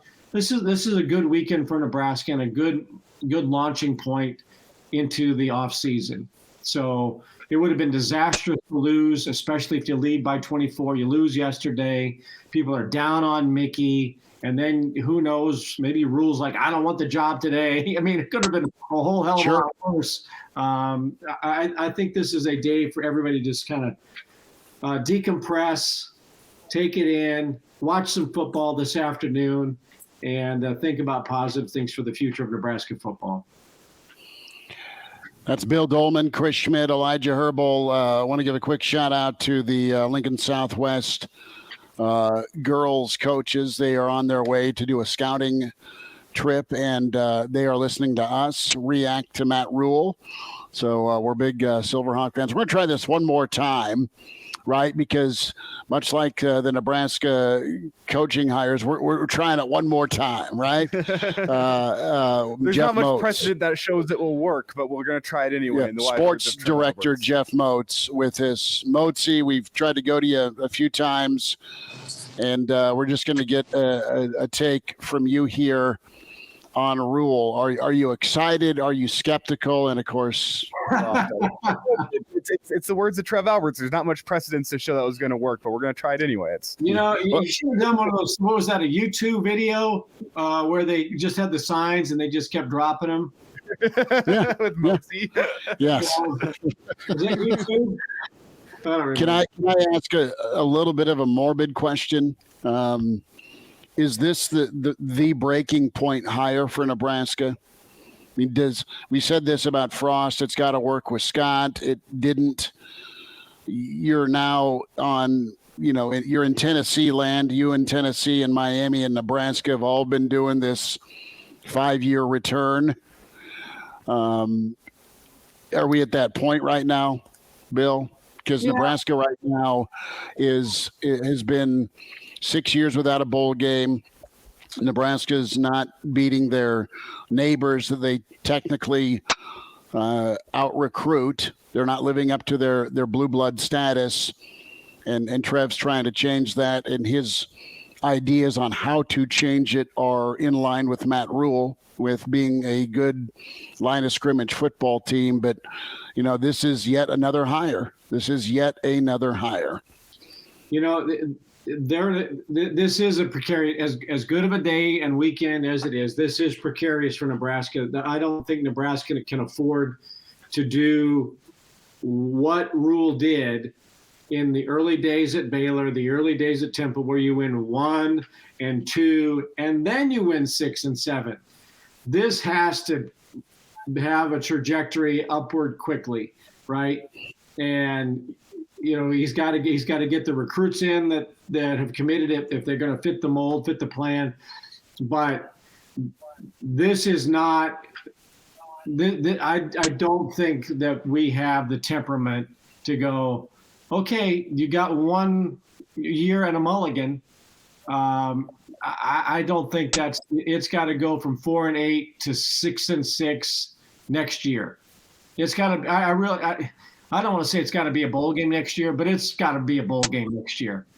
I mean, this is Nebraska, and I think that's critical. I think people would accept 6-6, something like that. And if you're going bowling, okay, we see the progress. But if you say, well, I'm come here to rebuild in 1-11, no, I don't think that's going to be acceptable at all. And I think he has to, have one thing that Matt Rhule is going to have to do is, I think, show that he has bought into this. Mickey Joseph would be a step forward in, retaining Mickey. But we all know, football people all know that it's kind of out there. He's a New York City guy who loves the Giants, and he's a Penn State guy who loves Penn State. And I mentioned it a couple of weeks ago. James Franklin's in that situation that, you've been there a while and just time to go and do something else. Coach another team. Like Rick Barnes, I think, was the name that came to my mind. Rick Barnes had a wonderful run at the University of Texas as their basketball coach, and it's just time to move on. He goes to Tennessee and has a great run at Tennessee, right? Sometimes there's just that time in a coach's career when it's time to find another avenue and another challenge to conquer. And if that happens with James Franklin and the temptation to leave Nebraska after a year or 2 or 3, people need to know that this guy's bought in to, what is it, an 8-year contract that he has? That there's a reason why it's an 8-year contract, because that's what he wanted to be a part of. And that, to me, is really, really important. So I think it's got to be a bowl game next year. I agree with you there. Jeff Moats is on the phone with us. Is this a payphone? Yeah, sorry, fellas. I apologize about the video difficulties. So I try to get you by the original method of landline. So my take on this situation is, he's got good credentials, obviously, with what he did to resurrect things at Temple and at Baylor. The NFL experience obviously pays in pretty well with the coaching experience. The question is, I know it's an 8-year deal, but what if something intriguing for him comes along and he says, you know what, I've gotten my job done here, whatever he can accomplish, and something comes along and he sees it, takes advantage of the opportunity, and up and leaves Nebraska in the middle of what would be considered another rebuilding process. I mean, that would be my only question. But again, on paper, it looks like it's a pretty good hire. The results have to be proven, though, first. And Trev Alberts, I know, mentioned this a while back that, he doesn't want to have a legacy of making the bad hire. And let's hope that's not the case. But there were a lot of people. I know everybody's been advocating for Mickey. I've been one of those guys. I thought Mickey Joseph, the way he was able to get those kids focused again, play hard, even though there were games that, they should have won this year. I'm talking about Minnesota in particular, and definitely Wisconsin last week. I mean, those were games that Nebraska had a chance to really capitalize. But then I think this goes even further than what happened. But I think, the way Mickey rallied all those kids this year, considering that you lost your head coach after 3 games into the football season, and then you go up against a buzzsaw at the time in Oklahoma, and then you pick up 2 big wins after that against Indiana and a nail-biter out of Rutgers. I thought things looked pretty good. But again, I think the thing that really hurt maybe Mickey in the process might have been the fact that they had winnable games against Minnesota and Wisconsin. And maybe Illinois looked like at one point was a winnable game, considering that they took off in the second half of that game. I guess I'm waiting to see what the results are going to be for Matt Rhule to see if this may be the right hire. But again, this is above my pay grade, obviously. But I don't know. We'll see. We'll see how things play out. But if you're a Nebraska fan, you hope this guy is in it for the long haul, at least the duration of his contract. It doesn't see some other sweet deal come along that intrigues him, that either pulls him back to the NFL or maybe for another bigger, better coaching job in the college level. Jeff Moats with us here, sports director, KFOR and ESPN Lincoln. Moatsy, thanks for jumping in, brother, and taking and making time to give us some reaction and insight. I know you've got stuff going on today, but appreciate you chiming in and giving us a little bit of your time today. Hey, what'd you say? Dolman wanted a Guinness?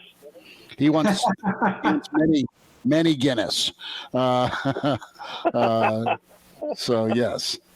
Well, you know what? Hey, really quick, I know we got Michigan and Ohio State coming up at kick. And Elijah, I'll talk to you about what you need to do as far as pregame goes here in a little bit. Yeah, thank you. I've been here stressing, actually. We're like, there's bills to pay and programming to run, but Moatsy, go ahead. But I interrupted. Go ahead. Sorry about that. But I was going to say that we will have coverage Monday of that news conference, and I think we're going to do it on both KFOR and on ESPN Lincoln. We're still working at logistics regarding that, but we will have complete coverage of that. I know Schmidt will be down there, and then I'll be back probably in the studio kind of anchoring everything too. But to get the official introduction of Matt Rhule, again, that'll be a Monday afternoon at 1:30, and we'll have it both likely here on ESPN and on KFOR. Wonderful. That'll be good. Excited for it. And Moatsy, thanks for your time, bud. You bet. Have a good weekend, fellas. Yep. Here he is. Jeff with us. Bill Dolman joining us. Elijah Herbel, Chris Schmidt. Extended coverage reaction to the hire. You heard Luke Fickle. There was Lane Kiffin. But all along, it's been Rhule. And let's talk a little bit here, Dolman and Elijah.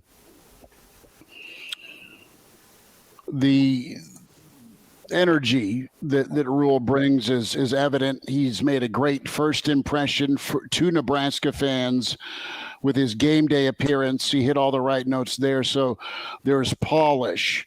But the performance speaks for itself when it comes to giving you hope as a Nebraska fan as to why this new will be different, will be good, and Nebraska will someday soon, if you're a Nebraska fan, be playing in meaningful games this weekend beyond ruining Iowa's season. but the bigger picture is next weekend, right? That's the conference championship weekends. Then you get into the college football playoff. Bill, get your thought. Elijah, follow on this as well. What does Nebraska need? We talked about the urgency of this hire, as in what the program needs, how you can't keep backstepping like they have been.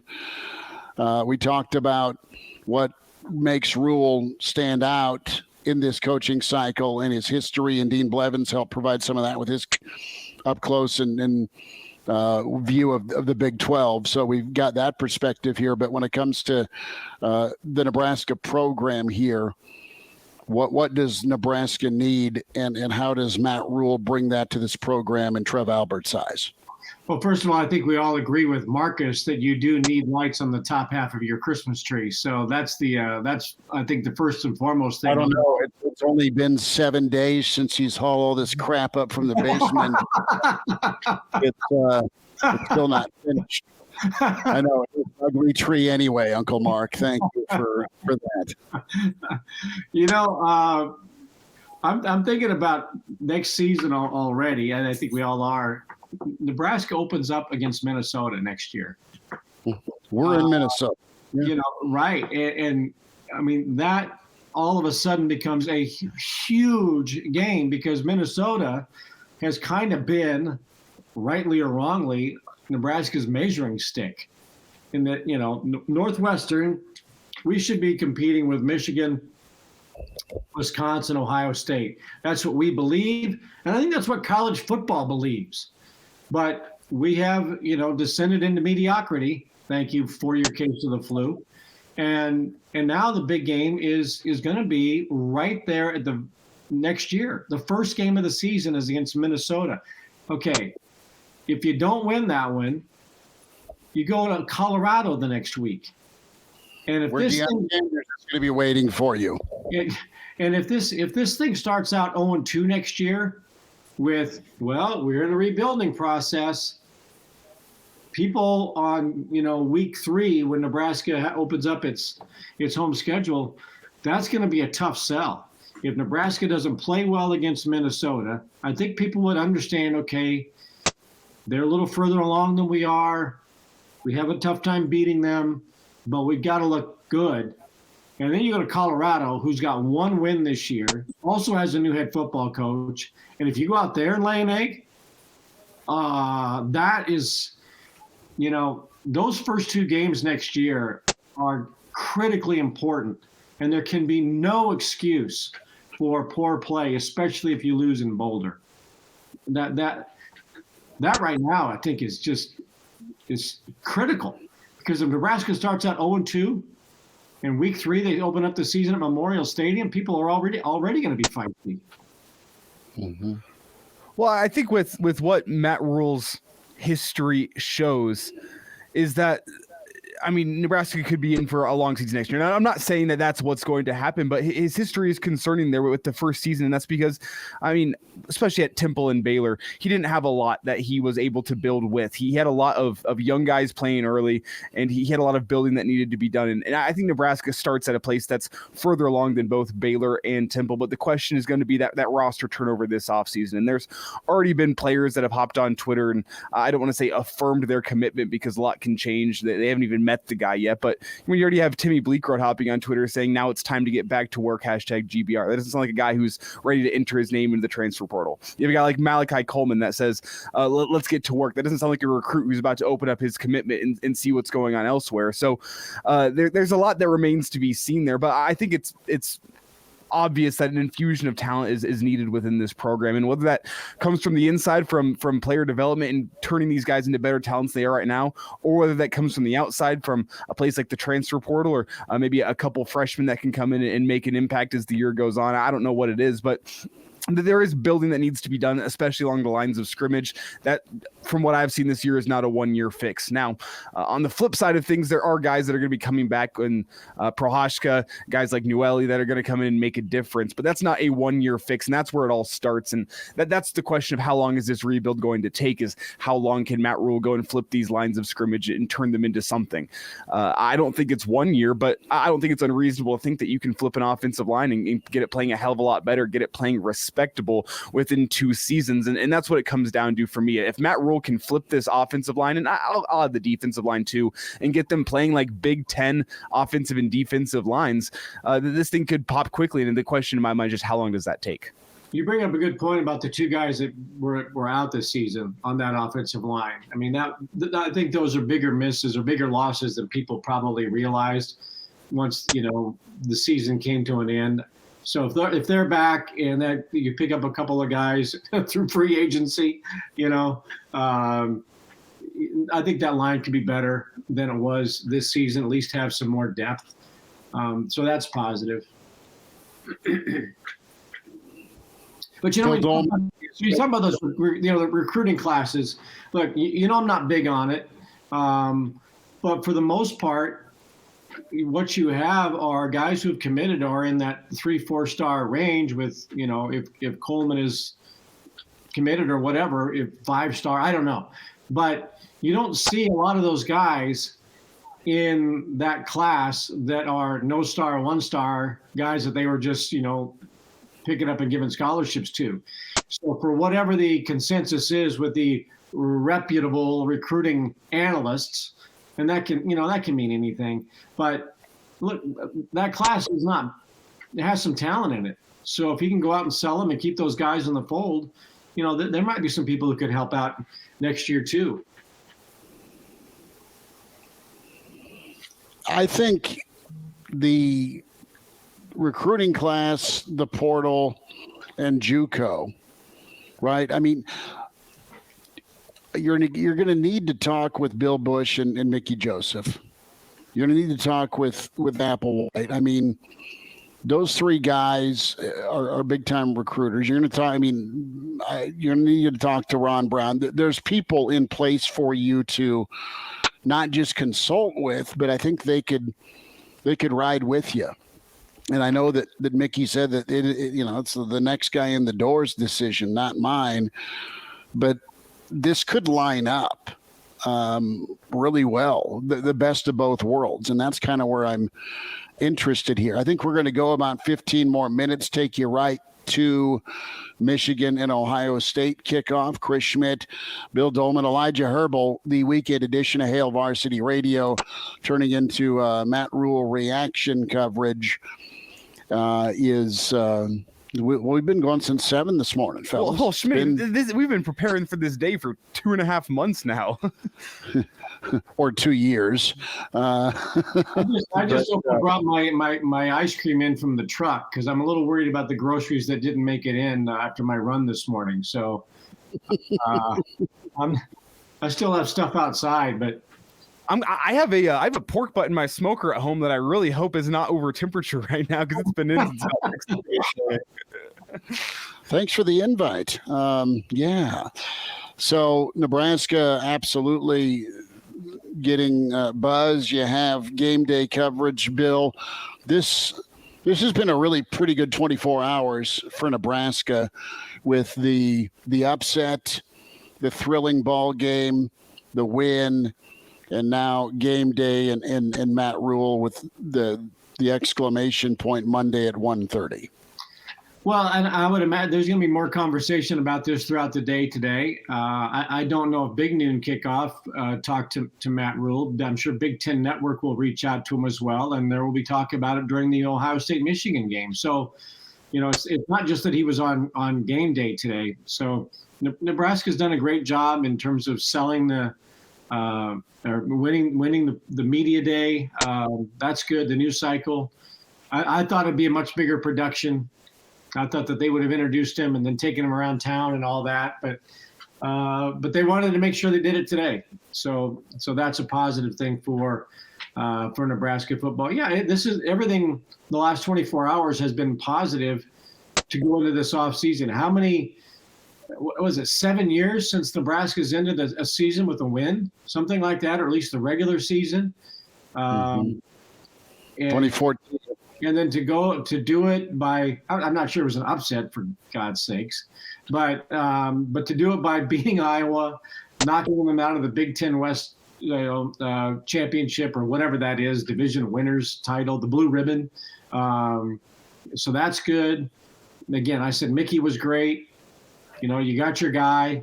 Sounds like you beat another blue blood to get him. It's all positive right now for Nebraska football. But the next few weeks are going to be telling in terms of the moves that Rhule makes. Mickey Joseph is going to be the first topic of conversation after why did you take the job, and then you're going to hear from Mickey again, and then people are going to be curious as to where Mickey goes. Is Mickey going to Colorado? Which I doubt, but or is he going to stay? All of that has to play out, and it's a tenuous track for Rhule as to how he handles that and the recruiting class and sets things up for January when off-season conditioning begins. What do you believe with Mickey? I mean, he chose to come back here. He's been real honest, and there's two sides to this coin. One, it could be divisive. I'm not saying Mickey is or will be. I'm saying just the situation is rare. Like it's Luke Fickell rare, where you go to the interim and then you go back to what you were doing, right? Co-defensive coordinator. Now that could be something for Mickey to do, back to associate head coach and receivers coach and recruiting coordinator, right? Or is it going to take 7 figures to keep Mick? Well, think about this too. Well, I hope so.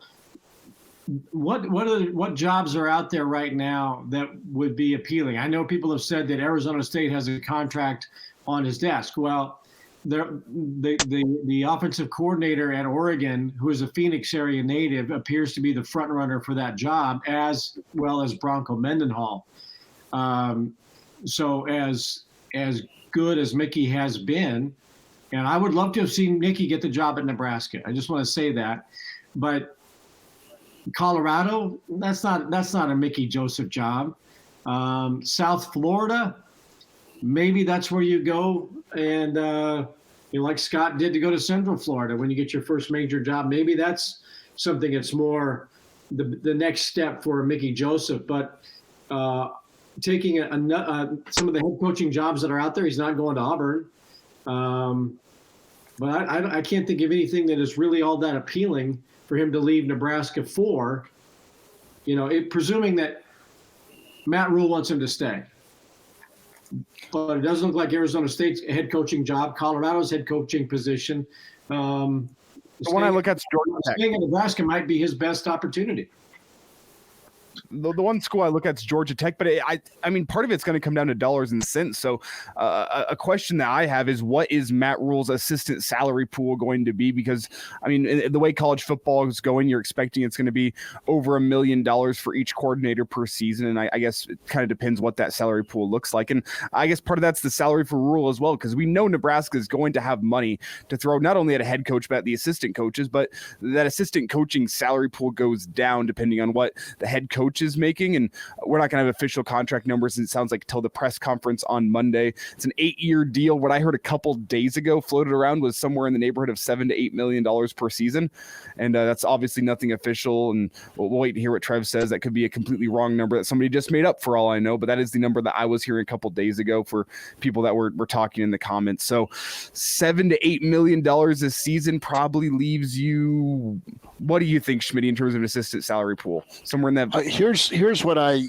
think. This is a bit of an educated guess, but I think between Nebraska money and Carolina money, I think that total is going to be between $9 and $10.5 million with the two entities together for 4 years.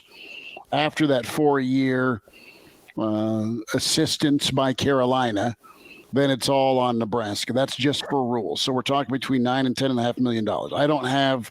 This is just my own math, and I've told you 100 times. I had 2 freshman years, and I failed math a lot. So, but I'm just looking at to get Rhule.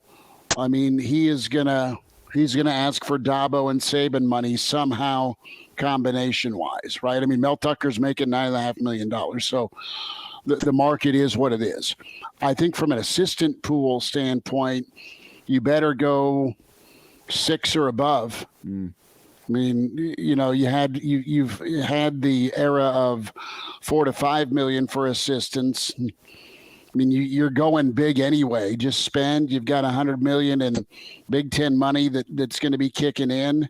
You've paid everybody to go away the last 20 years to the tune of $150 million. So you've set money on fire already. So just do it right. Spend what you need to spend, and give me $6.5 to $7 million for my assistants. That way you can find the D coordinator and offensive coordinator you want. Matt Rhule's got a bunch of dudes in his coaching tree that have gone on to do well. You keep Mickey, you keep Bush, you keep Applewhite, and everybody gets paid. And then, oh, by the way, you go win, and you go win right away. For what it's worth, Nebraska's assistants made $5.15 million this season. Okay, so I'm not nuts if I say 6.5 or 7. That sounds reasonable. Yeah, I bet it's in that 6 range, and you're going to have coordinators making over $1 million, unless it's Diaco. Then you might get away with minimum wage. But even minimum wage has gone up, Bill. Yeah. You know,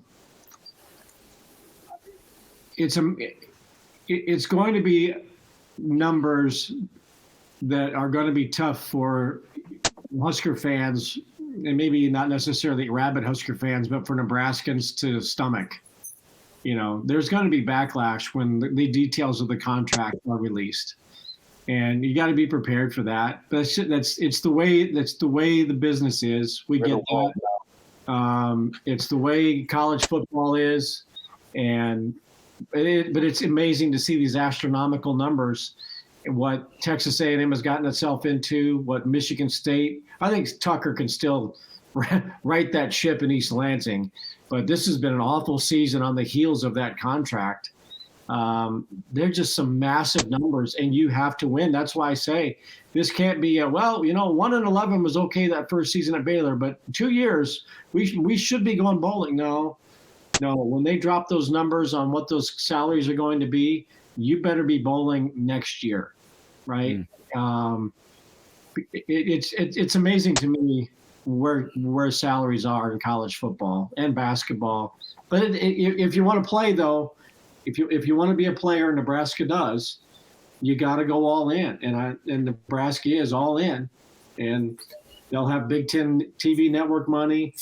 Hopefully they'll get to the playoff and make some money there. Hopefully that radio deal is as good as it's supposed to be. But those numbers are going to be they'll be heavily scrutinized in the next 48 hours. Let's wrap up. Final thoughts. Kickoff at 11. Nebraska is the buzz this morning with Matt Rhule being announced as your 31st head coach in Nebraska football history. And he has a proven track record. Does that translate to the Big Ten? Does that translate to taking over a 4-8 football team in the era of transfers and NIL? What can be stabilized for Nebraska? And I think he's going to look at both lines of scrimmage, and you've got some guys coming back, Newely and Big Ted for sure. And, what do you get out of Turner and Benhart, and what can you develop? So I think it could be okay next year for Nebraska. We'll see. But you just wrapped up a just rugged season from Ireland to Iowa City, and now you've got some buzz and excitement with Matt Rhule coming in, and he's being toasted nationally. And I think once Nebraska fans hear from him on Monday, they'll be absolutely ready to support him, because right now, I don't want to say it's 50-50, but it's more of a lukewarm reaction, at least judging by some of the comments and responses we have on our stream. But I think the guy can win. I trust Bill's judgment. I absolutely trust Dean Blevins' take up close and personal. I have friends from around the Big Ten that we were in contact with in Iowa City with the BTN's coverage that were and are really impressed with Matt Rhule. So I think it's not quite this thought of, okay, Scott Frost is a home run. Okay, Scott's going to come in and kill it. That's all what we were thinking 5 years ago. Right now, you got a little bit more caution here at the fan base, because it has not worked out as often as it should, because you're in this situation.